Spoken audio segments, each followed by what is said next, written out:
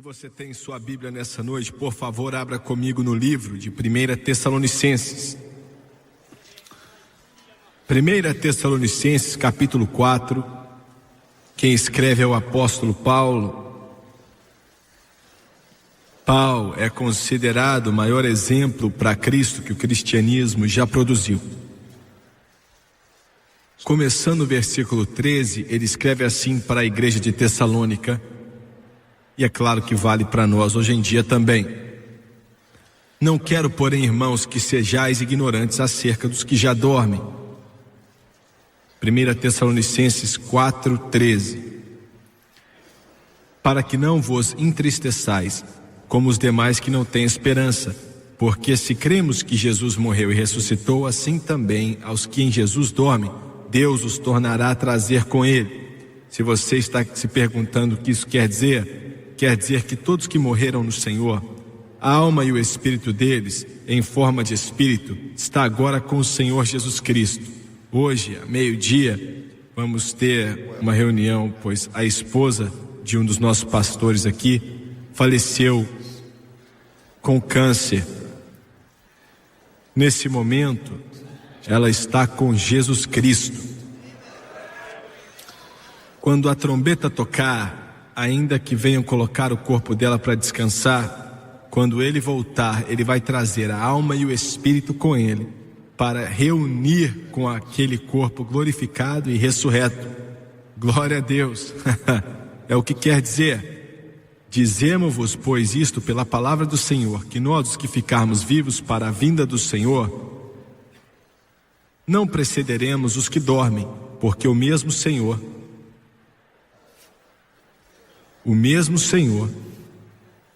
descerá do céu com alarido e com voz de arcanjo e com a trombeta de Deus, e os que morreram em Cristo ressuscitarão primeiro.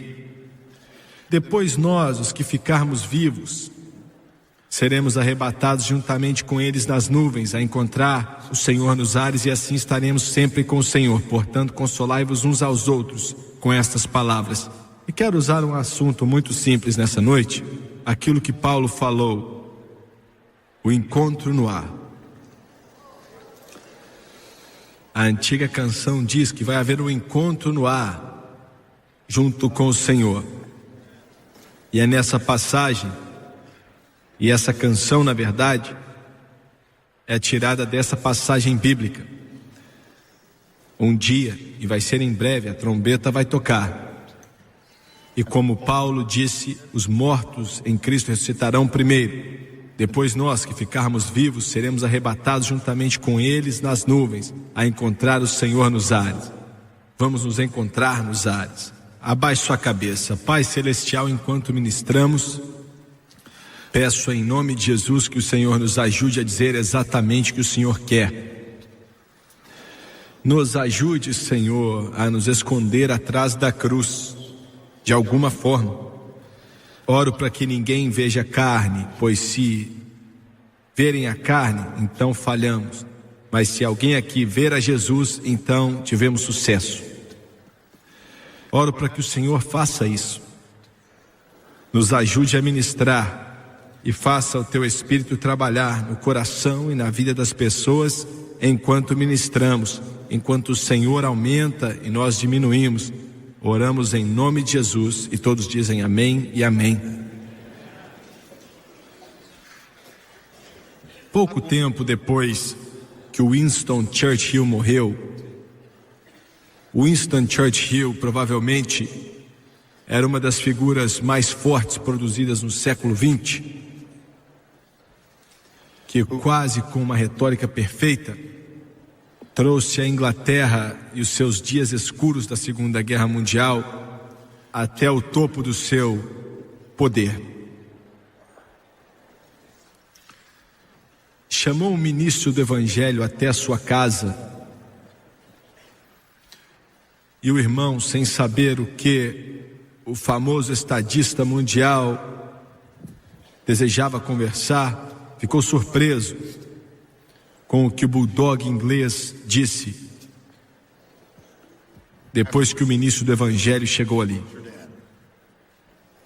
Eu não quero falar a respeito de políticas. Ele disse: eu não quero discutir problemas do mundo, a União Soviética, os superpoderes, a cortina de ferro. Ele inventou a frase cortina de ferro, a bomba atômica, armas de hidrogênio. Eu quero falar a respeito da vinda do Senhor.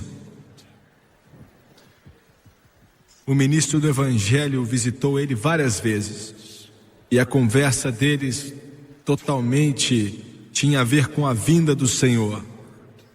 O ex-primeiro-ministro inglês disse: o mundo está em um estado tão ruim que, se Jesus Cristo não voltar, então tudo está perdido. A única esperança, ele disse, é sua vinda para dominar todas as áreas desse planeta. Enquanto viajo o mundo hoje em dia, e claro, isso foi há várias décadas atrás, quando o senhor Churchill morreu e declarou essas palavras pouco depois de sua morte.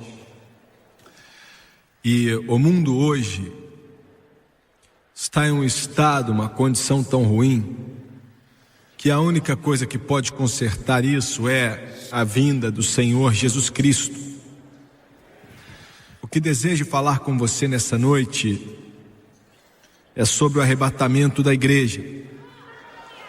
É disso que desejo falar, é disso que quero falar, que vai constituir e instituir esse encontro nos ares. Nós não escutamos hoje em dia muito a respeito do arrebatamento da igreja, quanto já escutamos. Quando eu era criança, naquela pequenina igreja, não muito distante desse lugar aqui, quase que toda a mensagem que o evangelista pregava era sobre o arrebatamento da igreja. Quando criança, 8, 9, 10 anos de idade, eu me assentava durante o culto e ouvia com muita atenção, enquanto evangelista atrás de evangelista proclamava sobre esse grande assunto, sobre o arrebatamento da igreja. Eu olho para o passado e entendia muito bem o que eles estavam falando. Talvez fossem preletores excelentes, talvez na sua linda simplicidade tornasse algo fácil de entender, mas ainda que eu era uma criança, não era uma doutrina difícil de se entender. Eu me assentava ali e tinha um sentimento que palavras não podiam explicar. Quando criança, eu ouvia eles falando, enquanto eles, com palavras como se fosse um trovão, literalmente me faziam crer que a qualquer momento a trombeta de Deus podia tocar, Jesus Cristo poderia voltar, e todo o santo de Deus que já viveu, mortos e vivos, instantaneamente estariam com ele. A chamada para o altar era dada para aqueles que não sentiam que estavam prontos para ir, ou tinham medo de não estar prontos para subir, pois havia pecado em sua vida, e o altar enchia de pessoas. Eu me assentava ali e ficava esquadrinhando meu coração, ainda quando criança, para ver se tinha algo de errado em minha vida, um pecado, ainda que eu não sabia muito a respeito do que era o pecado. Eu orava para que eu pudesse tornar isso tão simples hoje, que acima de tudo a linda unção do Espírito Santo, que era o que realmente caracterizava aquelas mensagens, e o que realmente tornava elas simples, e o que realmente colocava em meu coração. E eu oro para Deus fazer a mesma coisa nessa noite. Tenho 3 áreas aqui que quero olhar para elas nessa noite. Eu quero olhar para a profecia política, quero olhar para a profecia bíblica e profética, e quero olhar para a profecia pessoal também. Enquanto estou aqui diante de você hoje para te mostrar quão perto estamos de ver o arrebatamento da igreja, e antes de terminar essa frase, quero dizer o seguinte: sei que a maioria de vocês entende muito bem, mas possivelmente alguns de vocês não conhecem. O arrebatamento da igreja e a segunda vinda do Senhor são duas vindas diferentes. O arrebatamento da igreja pode acontecer a qualquer momento. Pode acontecer antes desse culto terminar nessa noite. Não existe uma só passagem bíblica que precisa se cumprir antes desse poderoso evento acontecer. Com a segunda vinda, há uma grande diferença aí. A segunda vinda não pode acontecer agora. Precisa haver uma grande tribulação que há de vir. A ira de Deus precisa ser derramada sobre esse planeta. Precisa ser a época da angústia de Jacó para trazer Israel de volta a Deus. Que o inferno venha sobre esse mundo de uma forma como nunca foi conhecido, como Jesus disse em toda a sua história. E no fim do tempo da angústia de Jacó, o período conhecido como a semana 70 de Daniel, Jesus chamou de grande tribulação. A segunda vinda vai acontecer quando o mestre pisar no Monte das Oliveiras, e ele vai ser dividido, e ele vai vir dominar os reinos desse mundo. Foi disso que Winston Churchill estava falando. Mas há uma outra vinda que não tem muito a ver com o mundo, não tem nada a ver com o planeta Terra, tem a ver exclusivamente com a igreja, o corpo de Cristo, aqueles que viveram e aqueles que estão vivendo. Nessa vinda, Jesus não vai colocar seus pés sobre esse planeta, mas na segunda vinda vai vir. No arrebatamento da igreja, ninguém nesse mundo vai vê-lo. Na segunda vinda, possivelmente milhões de pessoas vão vê-lo. No arrebatamento, ele não vai vir para ficar. Na segunda vinda, ele vai vir para ficar. O arrebatamento, como disse, pode acontecer a qualquer momento. A segunda vinda precisa ter algumas profecias a serem cumpridas antes disso acontecer. Como mencionei, não se prega muito sobre o arrebatamento na igreja hoje, em uma época onde devíamos estar pregando mais do que em qualquer outra época. Porque esse dia está chegando perto, essa hora está vindo rapidamente sobre nós. Eu sinto hoje como nunca senti antes, e como mencionei há pouco tempo atrás, e me interrompi no meio da frase. Enquanto estou aqui hoje para te mostrar quão perto devemos estar, para te mostrar quão próximo deve estar, está para acontecer o arrebatamento da igreja. Em Jerusalém, agora, mais ou menos 400 homens, jovens judeus, tirados do que os judeus acreditam ser da tribo de Levi. Não sabem quais são as tribos diferentes hoje em dia, mas para serem sacerdotes, eles precisam vir da tribo levítica. E eles pegaram aqueles que os nomes deles em hebreu quer dizer sacerdote, que é Cohen, soletrado de várias formas diferentes. Eu perguntei a um líder judeu há algum tempo atrás, como é que você vai saber quem eles são? Ele disse, a única forma que sabemos, ou pensamos que sabemos, é pelo sobrenome Cohen. Mais ou menos 400 nessa noite estão sendo treinados para o sacerdócio em Jerusalém. O sacerdócio judaico.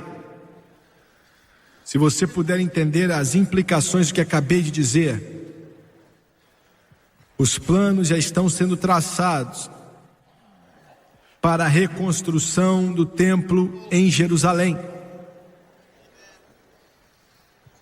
Daniel profetizou que esse templo deve ser reconstruído.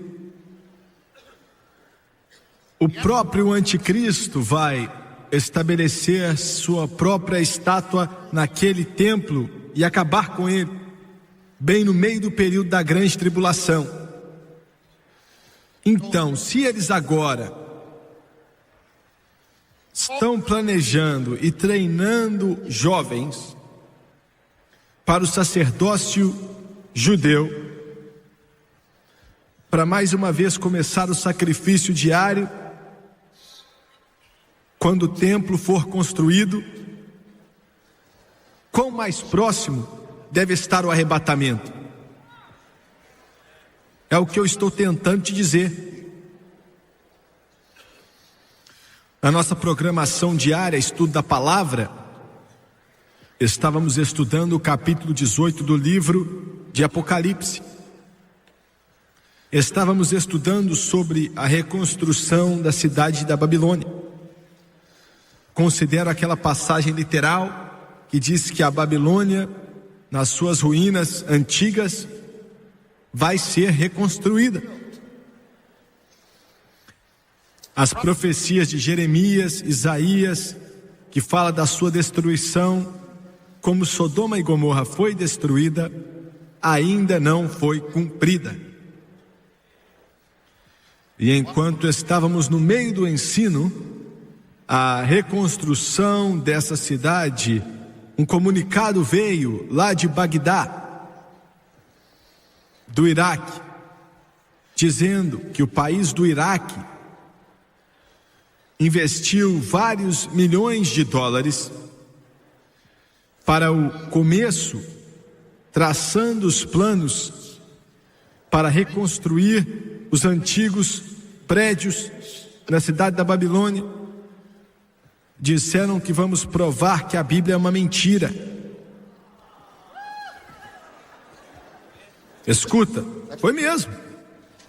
Pensam que as profecias de Jeremias, de Isaías, de Ezequiel, que dizem que nunca mais ninguém vai habitar aquele lugar,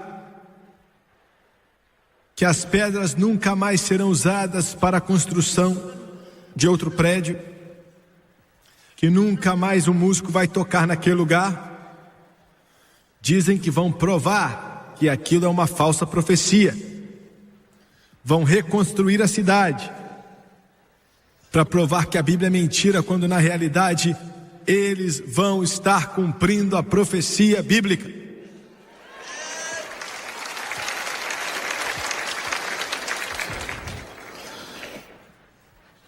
É quão próximo estamos. Por alguns momentos você pode entender, você pode ver a significância do que eu estou tentando, dando o meu melhor para te dizer.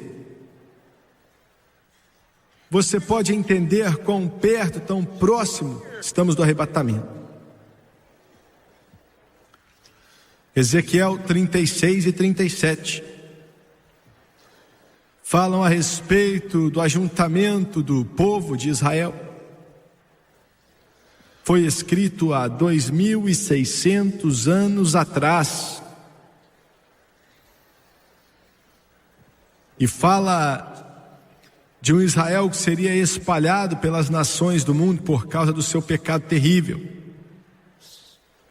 Seriam caçados. E então fala do milagre dos milagres, desse povo de antigamente sendo ajuntado. Em Ezequiel 36 e 37, principalmente o 37, no capítulo dos ossos secos, como vocês sabem bem. Esses ossos podem viver de novo? Essa foi a primeira palavra que um general americano falou quando os exércitos americanos entraram na Alemanha em 1945 e entraram em Auschwitz, Buchenwald, Treblinka, e naqueles campos de concentração alemães infernais que tentaram extinguir o povo da face da terra, exterminando 6 milhões de judeus.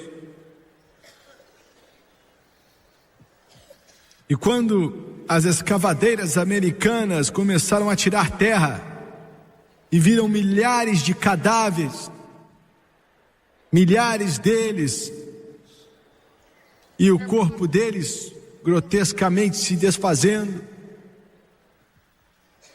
e olharam para aquele terror e disseram as palavras, chorando: podem esses ossos viver outra vez?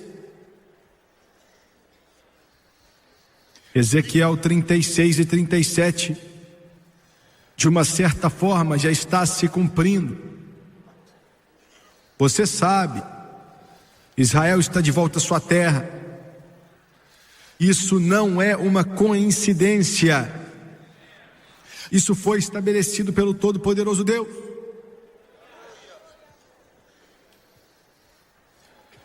Imediatamente depois de Ezequiel 37, é claro, vem o grande capítulo do Armagedon, Ezequiel 38 e 39, em ordem cronológica, se você entende o que eu digo. Temos o ajuntamento, que já aconteceu até um certo ponto, e depois temos então o terror do Armagedon.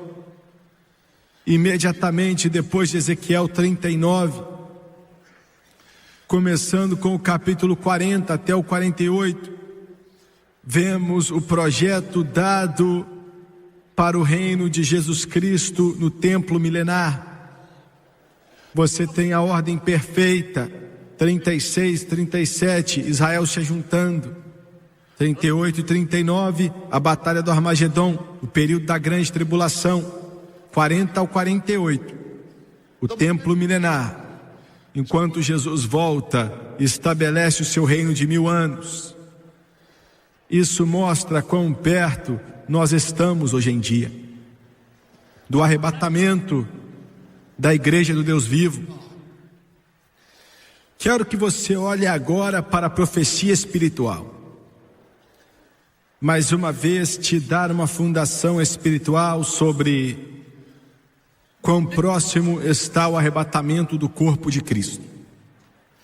A primeira se encontra em Atos 2, é o sermão de Pedro, do profeta cheio do Espírito Santo no Antigo Testamento, vem de Joel, quando ele diz que nos últimos dias eu derramarei do meu Espírito sobre toda a carne. Olhe a certeza absoluta desta passagem: eu derramarei do meu Espírito. Vou te mostrar do que ele estava falando. Na virada do século, quando o Espírito Santo começou a ser derramado de uma forma maior do que antes na história, nunca parou desde o dia do Pentecoste, mas de uma forma maior do que antes começou a ser derramado. O mundo denominacional diz que não é nada senão uma mentira. Quando comecei na rádio, em 1969, com o nosso programa diário na rádio, o Senhor me disse especificamente, disse: eu quero que você ensine sobre o Espírito Santo. Falei: Deus, não sou professor, sou evangelista. E ele disse: eu vou te dar o dom do ensino. Faça o que eu te mando fazer, menino. E disse: ensine sobre o Espírito Santo. Quero que você ensine sobre o enchimento do Espírito. Quero que você ensine sobre os dons do Espírito. Quero que você ensine sobre os frutos do Espírito. Quero que você ensine sobre a evidência de ser batizado no Espírito Santo. E eu ficava mês após mês, dia após dia após dia, mês após mês, ensinando aquilo. Recebíamos cartas aqui com o nome de Para o Senhor Pentecoste em Louisiana. E eu recebi as cartas.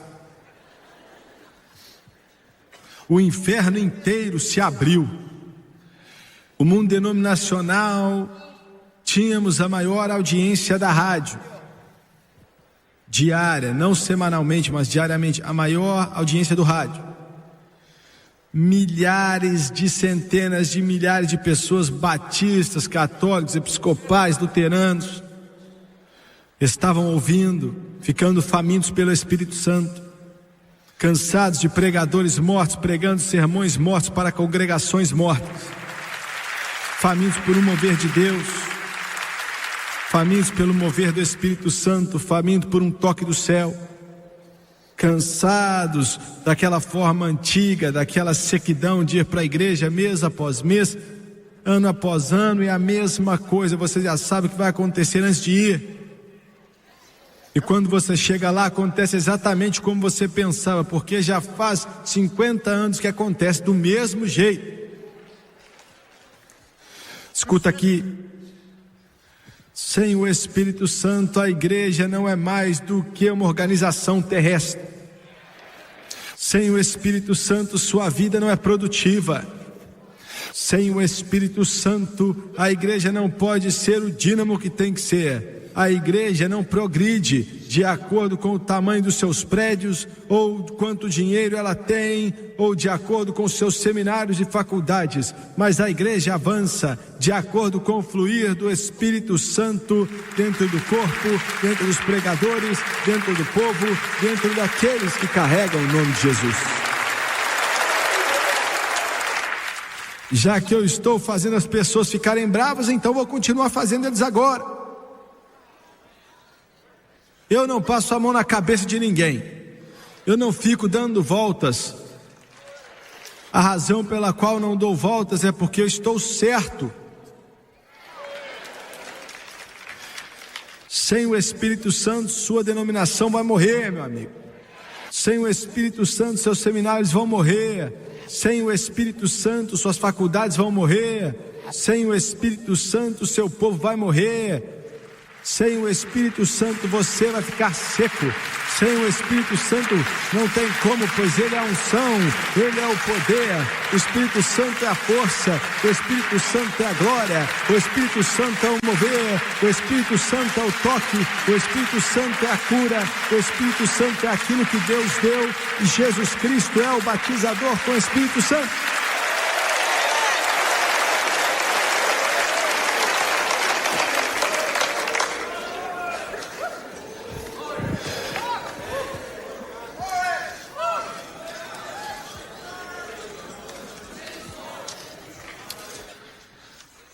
É triste, o mundo denominacional, na grande maioria, já virou as costas para o Espírito Santo. Disseram, não quero. O mundo pentecostal de hoje está seguindo também para o mesmo caminho. Não quero ser um pregador de condenação, mas não está muito diferente. No meio, olha, o diabo levantou a cabeça, ficou tão nervoso na época.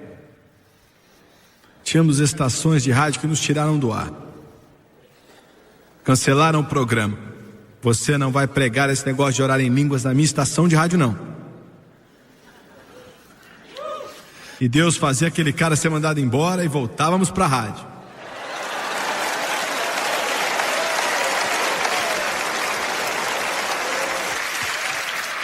Eu não lembro, talvez a França se lembre, eu não lembro se perdemos alguma rádio. Eles cancelavam o show e o inferno fazia de tudo para cancelar. Você não vai pregar isso. Mas pregavam. Alguém me ligou um dia, minha secretária falou, é o pastor de uma igreja presbiteriana. Isso foi há 12, 15 anos atrás. E ele falou, você é o Jimmy Swaggart que prega na rádio? Isso foi antes de começarmos na TV. Aí eu falei, sim. Você é aquele que prega sobre o Espírito Santo?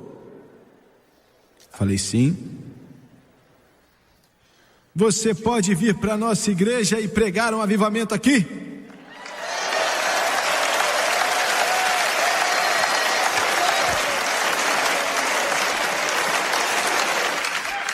Eu fiquei até chocado. Eu não sabia o que dizer, presbiteriano, olha, eu sou meio emocional às vezes, né? E dá para me ver em um púlpito presbiteriano, eles são altos assim, dessa altura, né? Me cercando e tal, eu nem sei o que faria. E eu falei, eu falo alto, eu não sei se o seu povo ia me aceitar. Aí ele falou no telefone, nós ficamos calados, mas estamos mortos.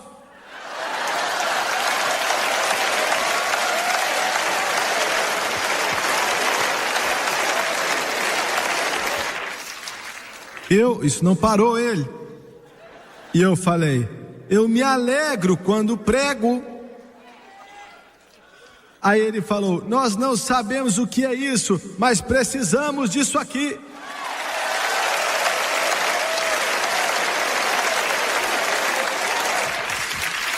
E isso não parou ele. Aí eu falei: eu acredito em orar em outras línguas. Ele falou: nós não sabemos em que acreditamos, mas vem pra cá, fala e vamos ouvir. Aleluia, Deus. Eu derramarei do meu espírito, eu derramarei nos católicos, derramarei nos presbiterianos, derramarei nos batistas, derramarei em todo mundo. Eu derramarei do meu espírito.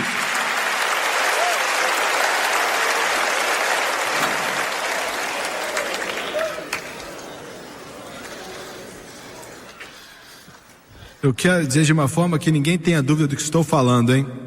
Quando você luta contra o Espírito Santo, é o fim. Não importa o tamanho do seu prédio, não importa quantos milionários você tem aí, quanto dinheiro você tem, quanta educação você tem. Quando você luta contra o Espírito Santo, é o fim.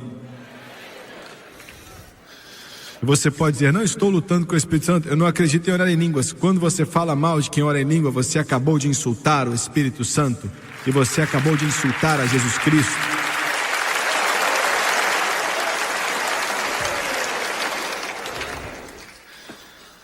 Porque diz que todos foram cheios do Espírito Santo e eles oravam em outras línguas, conforme o Espírito de Deus os capacitava. O Espírito Santo, eu derramarei. Temos visto esse avivamento. O que estou te falando foi no passado, mas existe uma outra parte por vir. Ele não acabou ainda. Ele vai derramar de uma forma que a humanidade nunca viu antes. Escreva o que eu estou falando. Se o arrebatamento tardar um pouco, e se Jesus tardar um pouco, ele vai derramar de uma forma, como o irmão que se levantou aqui, glória a Deus, oramos para que passe na televisão lá no Beirute, não será glorioso? Mas ele ouviu a mulher falar na sua língua árabe. Você vai ouvir isso, vai acontecer antes de abrirem a boca. Ele disse: eu vou encher. Foi o que ele falou. Quando eles chamarem, eu vou responder. E você vai vê-los cheios. No momento que eles forem salvos, milhares deles, todo esse mundo vão ser cheios. Eu sei, em Pittsburgh, na Pensilvânia, orando uma manhã, o Espírito de Deus falou comigo assim: olha, vou encher dezenas de milhares em um só culto. Você vai ver dezenas de milhares. Eu não sei se vou ver aqui ou quem vai ver, mas dezenas de milhares verão em um só culto, sendo cheios do Espírito Santo, enquanto derramo o meu Espírito sobre toda a carne. Glória a Deus. Aleluia ao Cordeiro. Quando eu era criança, o Espírito Santo sempre foi tudo para mim. Eu fui cheio do Espírito Santo com 8 anos de idade.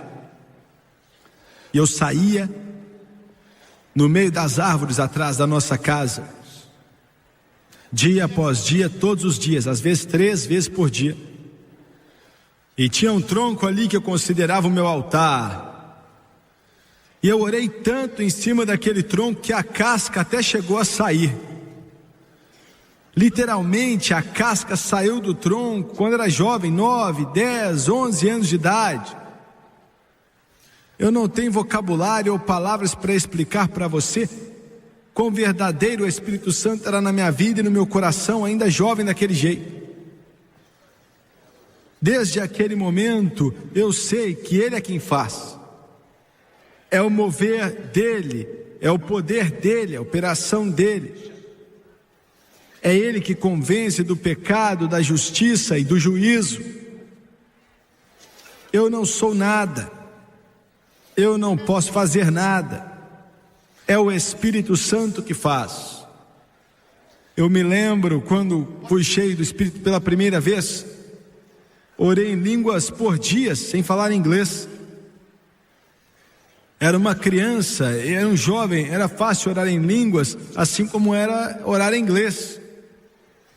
Eu era uma criança, eu não tinha todos os problemas que os adultos geralmente têm, minha viés ou nenhum tipo de preconceito. Andava falando em língua o tempo inteiro. Glória a Deus. Isso valeu de quê para você? Valeu de quê? Se você faz essa pergunta, você nem sabe do que eu estou falando. Eu fui comprar um selo, minha mãe mandou buscar um selo. Naquela época os selos custavam 3 centavos, dá para falar que é muito tempo atrás, né? Um selo lá do correio. Aí cheguei até o caixa, coloquei 5 centavos ali na mesa e tentei dizer que eu queria um selo. Eu ainda consigo lembrar, lá no correio. Tentei falar que era um selo de 3 centavos e não consegui falar. Comecei a orar em línguas. Meu cabelo naquela época, eu era todo loiro, meu cabelo era quase branco. E eu não parecia ser estrangeiro. E ainda vejo o homem olhar para mim e falou: hã? Aí eu tentei outra vez e orei em línguas outra vez. E ele falou: não estou te entendendo, menino, o que você quer? Fiquei com medo, tentei outra vez, comecei a orar em línguas, peguei os 5 centavos e saí correndo. Fluía através de mim, fluía em mim. Com 9 anos de idade, através de profecias, Deus me disse que levaríamos o evangelho ao mundo inteiro.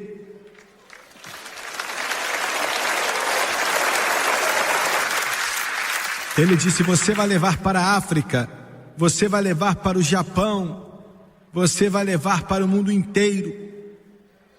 O Espírito Santo, o poder do Espírito Santo, agradeço a Deus pelo Espírito Santo todos os dias da minha vida. Glória a Deus.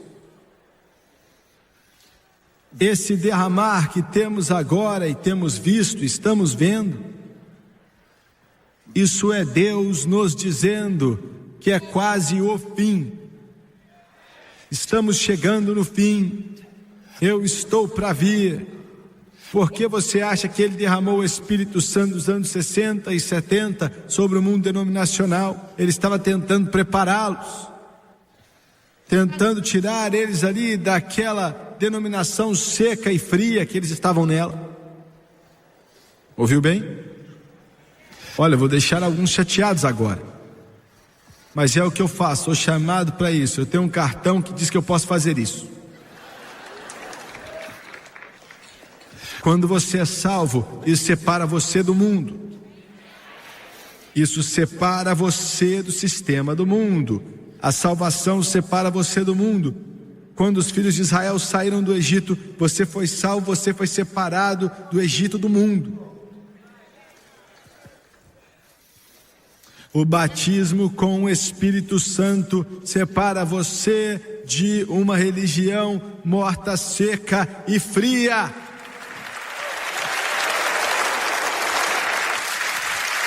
Você ouviu o que eu falei? O batismo com o Espírito Santo separa você também de uma religião morta, seca, litúrgica, formal, religiosa, denominacionalismo. Vou dizer agora e vai ser difícil, e provavelmente alguns de vocês vão até pedir a oferta que vocês deram de volta, mas não tem jeito.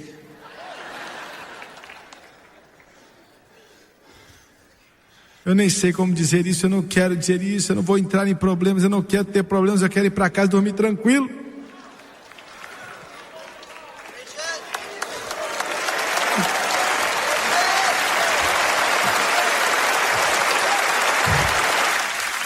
Não existe esse negócio de batista ou metodista ou presbiteriano ou episcopal ou católico cheio de Espírito. Isso não existe. Quando você recebe o Espírito Santo, ele te tira do formalismo, do denominacionalismo, ele te tira desse negócio morto, essa religiosidade, e te dá uma caminhada com Deus como você nunca viu antes.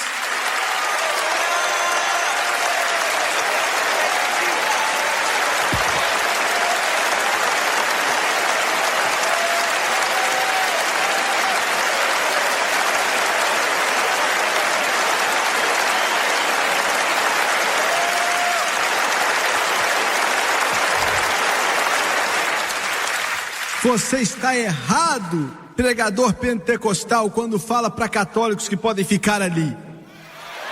Você está errado quando diz que não importa quem são, podem ficar lá, porque o Espírito Santo tira eles dali, traz eles para a salvação pelo sangue, traz eles para o poder pentecostal, traz eles para a palavra de Deus, traz eles para Jesus Cristo. O Espírito Santo os traz para a palavra de Deus.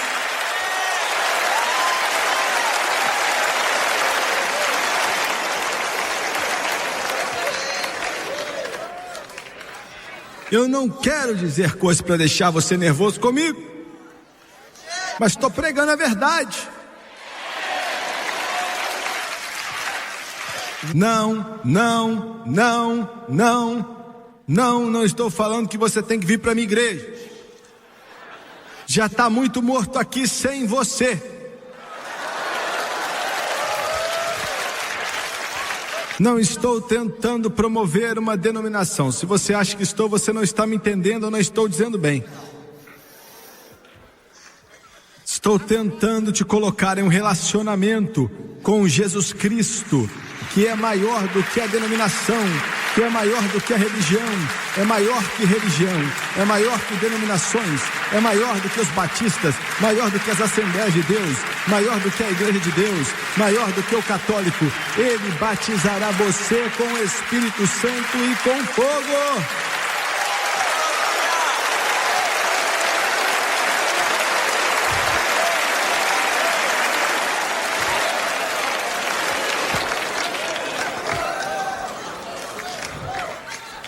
Não importa qual é o nome da porta da sua igreja, invente o que você quiser. Primeira Igreja do Espírito Santo reformado, pulando e gritando glória a Deus, batista, metodista, universal, que adora Jesus Cristo, não sei mais lá das quantas.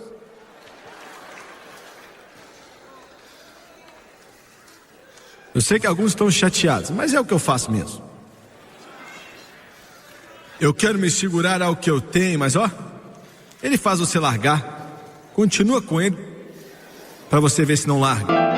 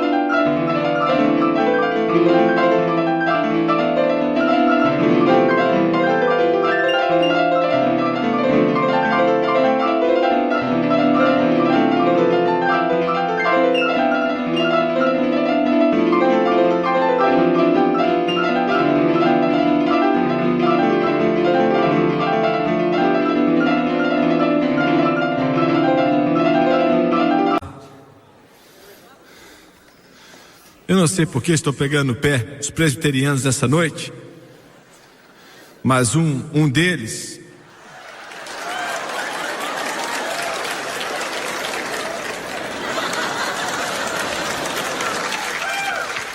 um pastor deles foi cheio do Espírito Santo, e ele estava tentando esconder do povo dele, né?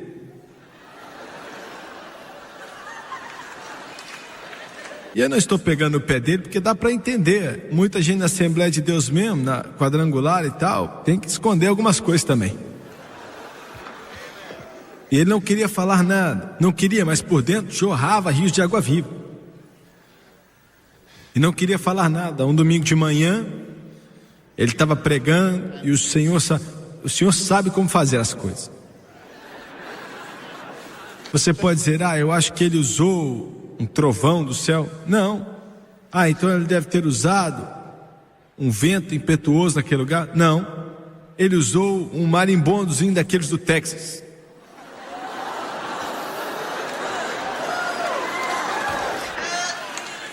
Naquele domingo de manhã, uma senhora presbiteriana chegou com aquele chapelão, né? Aí veio o marimbondo atrás dela. Zzz, e pousou aqui, ó, no pescoço do pregador. Aí estava bem escondidinho ali. E ele falou: Jesus te ama. E inclinou a cabeça para trás e apertou o marimbondo. E ele picou ele bem ali. Olha, colocou o ferrão bem no pescoço dele. Aí, aquele presbiteriano pulou dessa altura e desceu orando em outras línguas, enquanto o Espírito de Deus capacitava.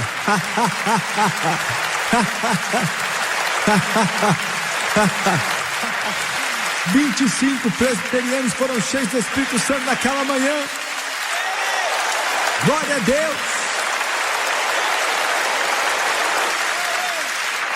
Um pregador batista aqui de Baton Rouge, ele já foi ter com Jesus agora, foi pastor de uma das maiores igrejas batistas da cidade, foi para o meu escritório. Eu estava para sair para uma cruzada, tinha muito trabalho para fazer, estava ocupado demais, e ele não queria ir embora. Era um homem assim, bem mais velho do que eu, um rapaz de muita educação, um rapaz querido demais, mas ficou sentado ali, conversando e conversando. Passou uma hora e falamos de tudo. Nossa conversa chegou ao ponto de falar de um mosquito na parede. Eu tinha que fazer algo, finalmente eu tinha que trabalhar. E eu falei assim: olha, quer ver, eu vou botar ele para correr aqui. Não criticamente, mas eu falei: você já recebeu o Espírito Santo com evidência de orar em outras línguas, meu irmão? Ele estava já quase dormindo na cadeira. Ele pulou dali e falou: pensei que você nunca ia perguntar. Glória! Aleluia! Ele disse que outro dia o Senhor me encheu com o Espírito Santo, está fluindo em minha alma e eu não sei o que eu vou fazer.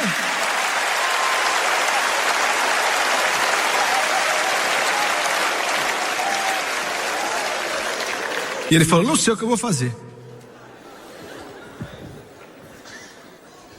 Ele falou: estava orando e falei: Deus, o que eu vou fazer?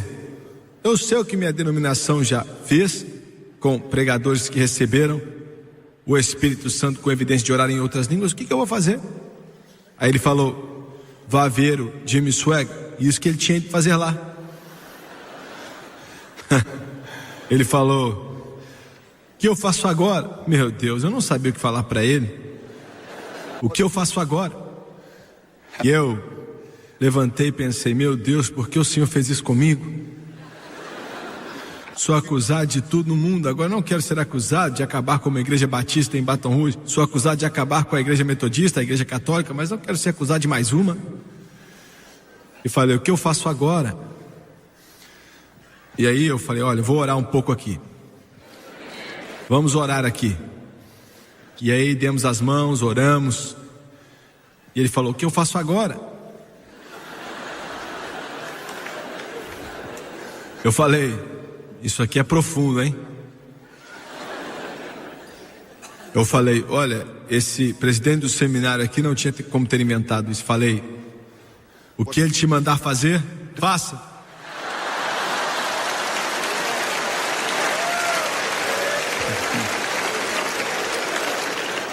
Eu não sabia, foi o que eu falei para ele. Bom demais, não é? Algumas semanas depois eu ouvi falar disso, na verdade. Ele me falou o que aconteceu. Foi um domingo de manhã e naturalmente ele não tinha pensado. Aí chegou uma vozinha depois da igreja e falou assim com ele: doutor, como falei, ele está com Jesus agora, um rapaz maravilhoso. Mas ela disse: eu não estou me sentindo muito bem. Foi só isso que ela falou. E ele disse: irmão Swaggart, antes de ver o que eu tinha feito, eu disse: em nome de Jesus.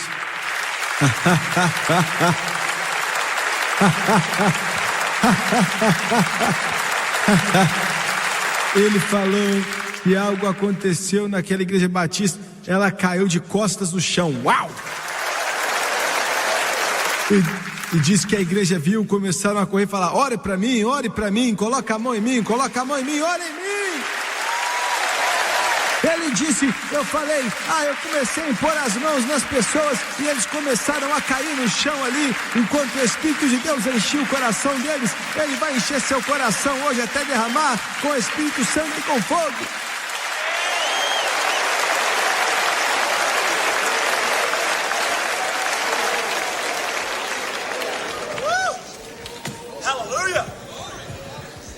Meu Deus, eu tenho que andar rápido.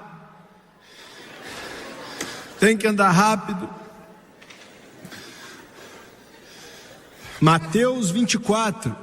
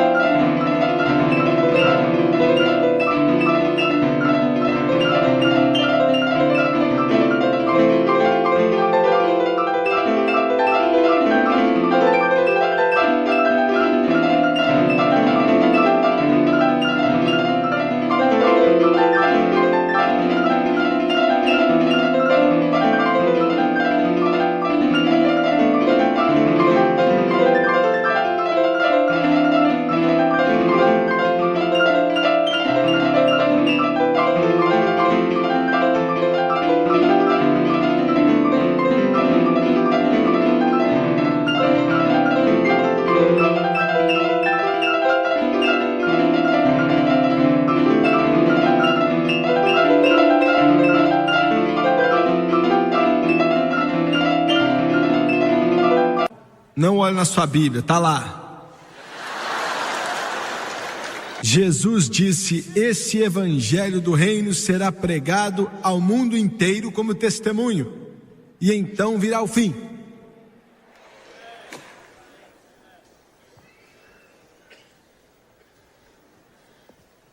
Nós vimos o derramar do Espírito, nós temos visto no presente o derramar do Espírito Santo se cumprindo, para te mostrar quão perto está o arrebatamento.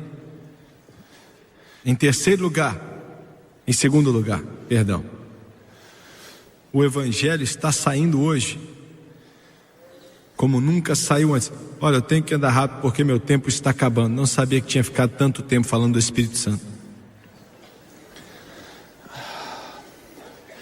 Em 1980, o Espírito de Deus, para resumir, falou ao meu coração. Eu e a França estávamos em Honolulu por alguma razão, eu não lembro o que fazíamos ali. Entramos em um avião para voltar, estávamos na sessão de turista, eu estava bem ao lado de um lugar ali, a França comigo, e o Espírito de Deus veio sobre mim. Eu comecei a chorar, estava chorando tanto que eu queria esconder meu rosto para que a aeromoça não me visse, mas ela me viu assim mesmo, e então se abaixou e disse: Senhor, tem algo errado? E eu disse: não tem nada errado, mas Deus estava tocando meu coração. E Ele me falou, vou falar rapidamente. Ele disse: eu quero que você coloque todo o seu apoio dessa organização para levar o Evangelho ao mundo inteiro. Agora, na época não era muita coisa, hoje já não é muita coisa, quanto mais naquela época. Ele disse: eu quero que você construa igrejas, seminários, imprima literatura, rádio, televisão. E depois ele disse assim: eu quero que você acelere o processo.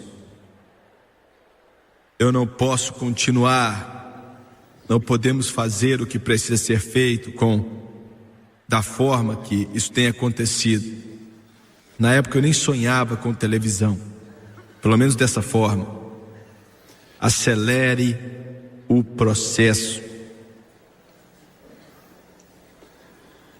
Dá para imaginar o que vai acontecer no primeiro domingo em janeiro, sábado à noite, quando se é que isso acontecer, quando em toda a China comunista eles ligarem o seu televisor,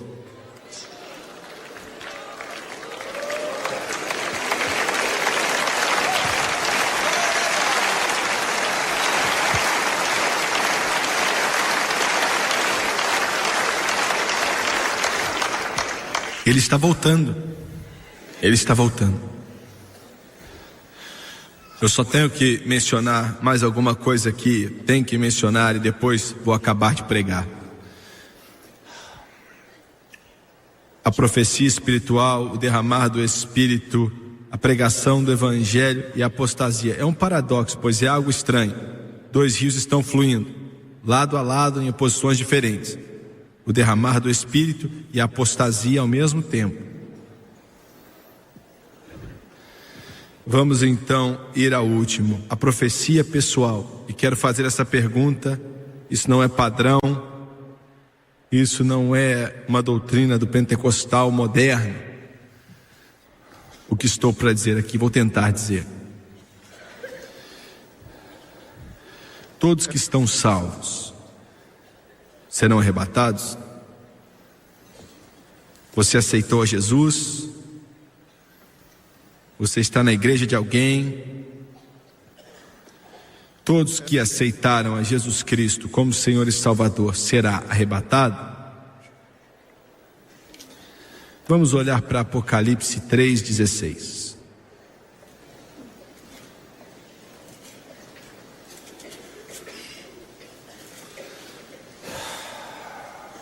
Vamos começar no versículo 14, palavras aqui de Jesus. Ele diz, e ao anjo da igreja, olha que ele está falando com a igreja. No versículo 22 ele fala, quem tem ouvidos ouça o que o Espírito diz às igrejas. Não está falando com o mundo aqui, está falando com a igreja. Versículo 14 então, isto diz o amém, a testemunha fiel e verdadeiro, o princípio da criação. Desconheço as tuas obras, que nem és frio nem quente, quem dera fores frio ou quente, assim porque és morno, não és frio nem quente, vomitar-te-ei da minha boca. Baseado na palavra de Deus, eu creio que aqueles que estão mornos não vão ser arrebatados. O que é ser morno? Deixa eu falar rápido, pois só tenho alguns minutos, tenho que andar rápido. Estar morno é uma mistura. É uma mistura de quem é frio e quem é quente. Você tem alguns que são quentes, alguns que estão frios, produzindo com sua combinação alguém morno. Jesus disse que vai te vomitar da boca dele. Essa é a característica da igreja de hoje. Mornidão. A mistura do mundo. A igreja diz, aleluia, glória a Deus, obrigado Jesus, e ora em línguas, e tem um sonho, uma visão ou outra. E depois naquela noite, você recebe roqueiros dos seus púlpitos, com aquele negócio, aqueles brincões aqui na sua orelha, fala que eles ainda são homens. Não, eles não são homens, eu nem sei o que eles são.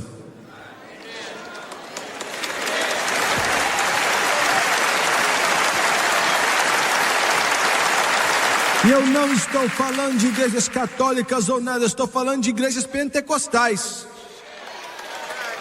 Mornidão.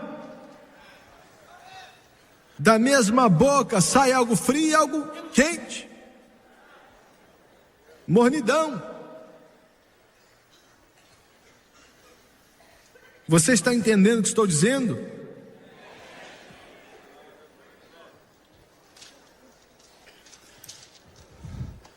Em segundo lugar, Paulo escreve em 2 Coríntios,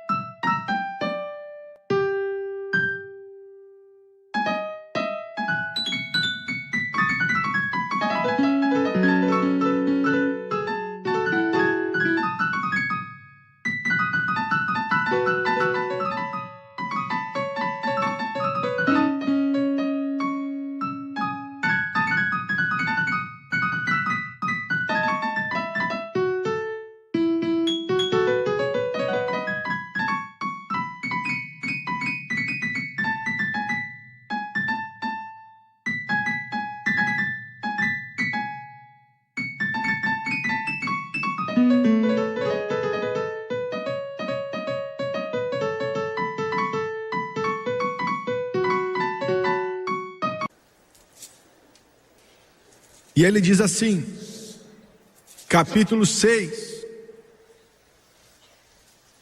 vou começar no versículo 17, Por isso sai do meio deles e apartai-vos, diz o Senhor, e não toqueis nada imundo, e eu vos receberei. Se você não sair, ele está falando com a igreja, se você não sair do meio deles e ser separados, ele não vai te receber.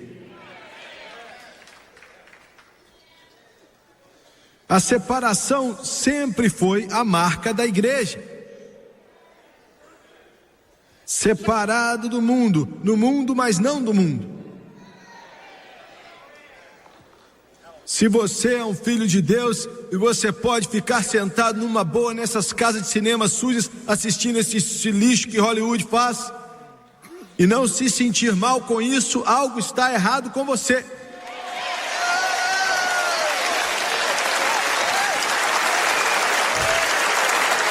Se você pode olhar para esses vídeos antigos, indo até um lugar que você aluga filme, com essa sujeira, com essa podridão, demonstrando o inferno, e não se sentir mal com algo errado, tem algo errado é com você.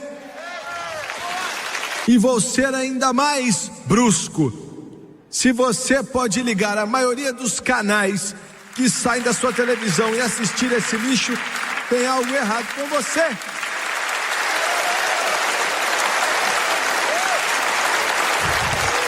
Pessoas salvas, cheias do Espírito, não bebem. Pessoas salvas, cheias do Espírito, não fumam. Pessoas salvas, cheias do Espírito, ficam fora das boates. Pessoas salvas, cheias do Espírito, estão separadas desse mundo atual.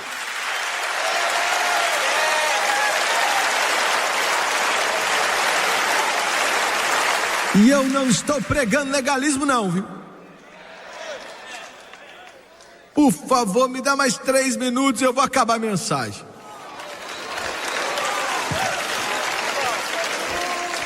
Quase que todo terceiro ou quarto domingo por mês aceitamos novos membros e recebemos até quantas pessoas? Às vezes até 200 pessoas que se juntam a essa igreja. Eu não sei quantos membros temos, o que? 5, 6, 7 mil? Nós não temos uma só regra aqui. Eu sei que isso choca alguns de vocês e pensam, eu garanto que ali deve ter tudo que é tipo de regra. Você não pode cortar o cabelo, senão até aqui as meninas têm que ter. Não, nós não temos regra. Nós não temos uma só regra, nada. Sem regras, só tem uma regra, seja salvo. Sabemos que se Jesus te aceita, então nós também vamos te aceitar, ué.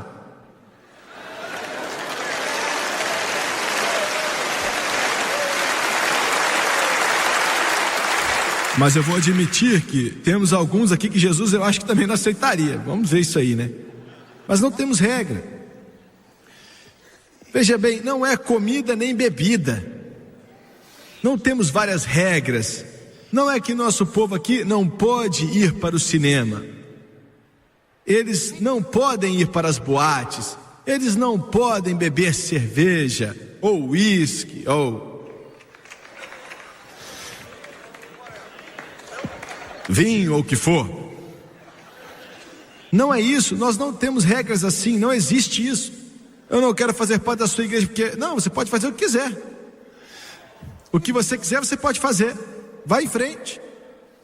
Mas queremos te deixar tão cheio, Jesus quer te encher tanto do Espírito Santo, que você não vai ter vontade de usar esse lixo que o mundo tem mais. Não vai ter satisfação em sua vida, você não vai sentir prazer fazendo isso, não vai sentir alegria, porque Jesus vai encher o seu coração, o Espírito Santo vai encher a sua alma, encher o seu ser, até que você não deseje mais nada que o mundo tem para oferecer. Glória a Deus! É disso que eu estou falando. Ele satisfaz, Ele enche o coração, o Espírito Santo satisfaz você, toda a parte do seu ser, satisfaz seu coração, seus desejos e seu espírito. Aleluia, Deus.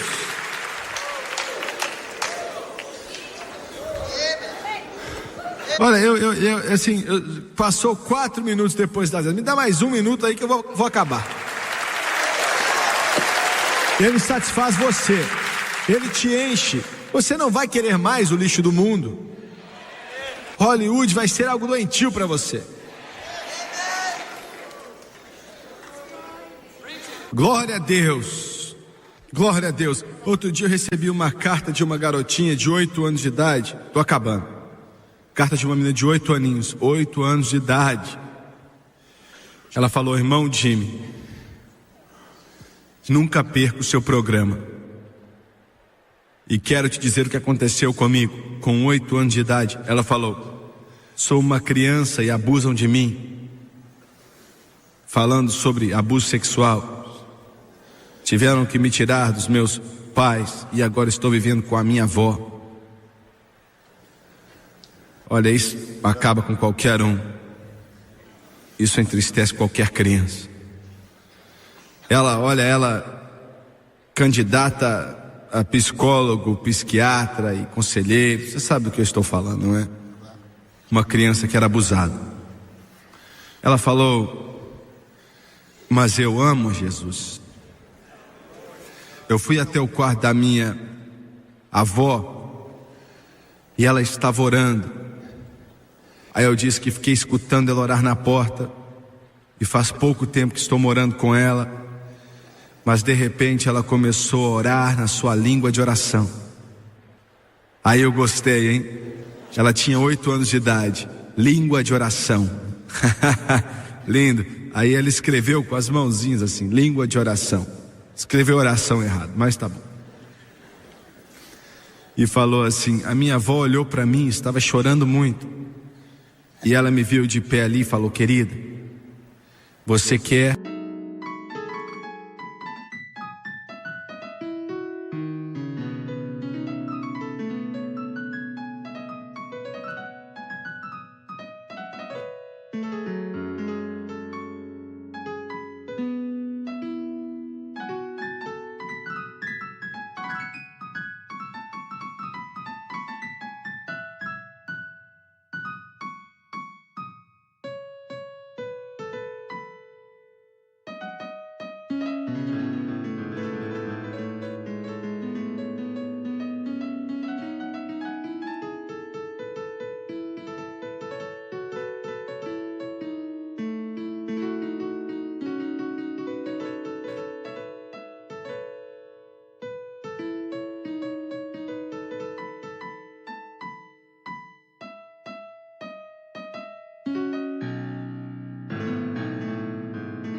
o Espírito Santo?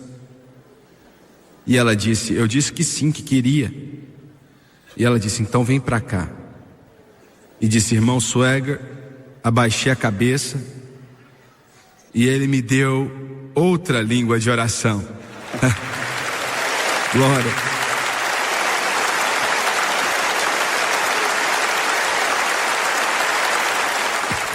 Essa é a sua resposta para os problemas do mundo.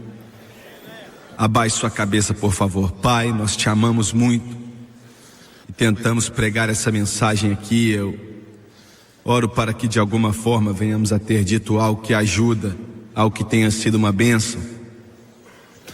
Estou pedindo que o Senhor venha se mover nessas vidas, nesses corações. Qualquer momento a trombeta vai tocar.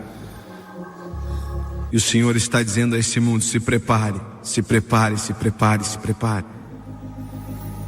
Dizendo à igreja: se prepare, se prepare. E eu estou pedindo que o seu Espírito se mova em toda a vida e em todo o coração. Toque aquela pessoa, aquele cristão que não está vivendo da forma correta, que não está pronto para o arrebatamento. Se a trombeta tocasse nessa noite, eles não estariam prontos. Não estariam prontos. Cabeças baixas e olhos fechados. Se a trombeta tocasse antes da meia-noite, sem tempo para orar, vamos dizer que ia tocar daqui a 5 minutos, sem tempo para orar, sem tempo para buscar a Deus, você estaria pronto para ir? Estou falando com cristãos agora, pois o julgamento começa primeiro na casa de Deus, disse Pedro. Você estaria pronto para subir? Quantos podem levantar as mãos e dizer: irmão Swagger, eu não sei se estou pronto ou não, mas sei que ele está vindo em breve, e tem algo em minha vida que não deveria estar assim. Você pode orar por mim?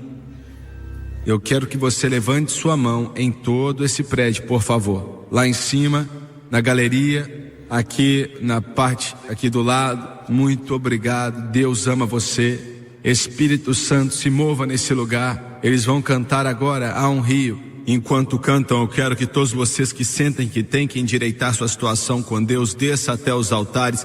Vem aqui da galeria, vem aqui do piso principal. Se prepare, venha se preparar. Se há uma necessidade em sua vida, eu quero que você venha se preparar para que o sangue venha limpar e lavar todo o pecado da sua vida. Coloque debaixo do sangue, seja o que estiver aí. Se você tem pecado, se você tem mornidão, se você não tem Deus agora, coloque debaixo do sangue. Todos aqui nesse momento, comece a orar a Deus enquanto eles vêm.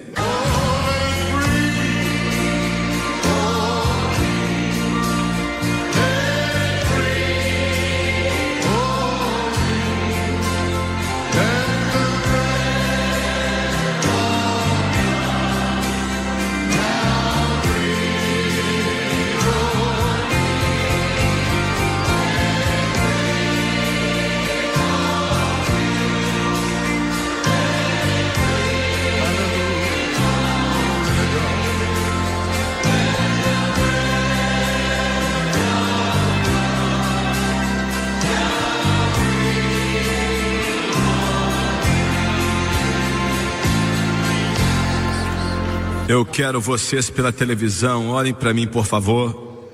Assim como todos que estão aqui em volta do altar, continue orando. Eu não quero que você pare.